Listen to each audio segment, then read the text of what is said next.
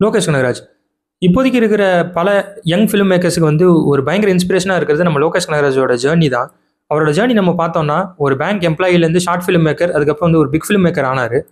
இந்த ஜேர்னி வந்து பல மூவி மேக்கர்ஸ், அதாவது ஒரு யங் ஆஸ்பைரிங் மூவி மேக்கர்ஸ், எப்படியாவது ஒரு பெரிய படம் பண்ணிட மாட்டோமா அப்படின்ட்டு இருக்கிற மூவி மேக்கர்ஸுக்கு வந்து பயங்கர ஒரு இன்ஸ்பிரேஷனாக இருக்குது ஆக்சுவலாக இவரோட ஜேர்னி.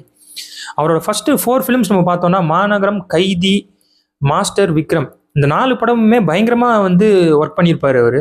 ஸ்டோரி வைஸும் சரி, ஸ்க்ரீன் பிளே வைஸும் சரி, எந்த ஒரு இடத்துலையுமே இந்த படம் வந்து டிசப்பாயிண்டே பண்ணாத அளவுக்கு தான் இந்த 4 படத்தையும் பண்ணியிருப்பாரு. அதே மாதிரி பாக்ஸ் ஆஃபீஸ் வைஸும் இந்த படம் வந்து நல்ல நம்பர்ஸை வந்து கலெக்ட் பண்ணுச்சு. அதுக்கப்புறமா வந்து 2 படம், லியோ, கூலி. இது இப்போதைக்கு இவர் லாஸ்ட்டாக விட்ட 2 படம் வந்து இந்த படம் தான், லியோவும் கூலியும்.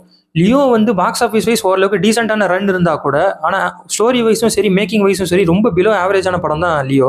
அதே மாதிரி கூலி வந்து பாக்ஸ் ஆஃபீஸ் நம்பர் வைஸும் பெருசாக கலெக்ட் பண்ணல. அதே மாதிரி ஸ்டோரி வைஸும் சரி, ஸ்க்ரீன் பிளே வைஸும் சரி, ரொம்ப ஒரு ஆவரேஜான படம் தான் கூலி.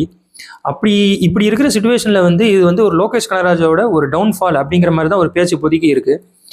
அதே மாதிரி இப்போ வந்து ஒரு படத்துக்கு வந்து ஒரு ஹீரோவை வேற நடிக்க போயிட்டாரு.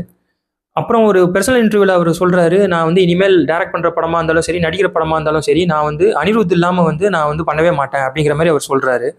ஒருவேளை அவர் இந்த கடைசியாக 2 படம் ஓடலை அப்படிங்கிறதுனால அவர் அவரை விட அனிருத் ரொம்ப நம்புறாரோ அப்படிங்கிற மாதிரி ஒரு சுச்சுவேஷனில் இருக்காரோ அப்படின்னு தோணுது ஆக்சுவலாக. ஏன்னா அனிருத் இருந்தால் எப்படியாவது ஒரு அவரோட பாட்டை வச்சு, பிஜிஎம் வச்சு இந்த படத்தை வந்து ஒரு மினிமம் கேரண்டியாக ரன் பண்ணிடலாம் அப்படிங்கிற மாதிரி அவர் நினைக்கிறாருன்னு தோணுது.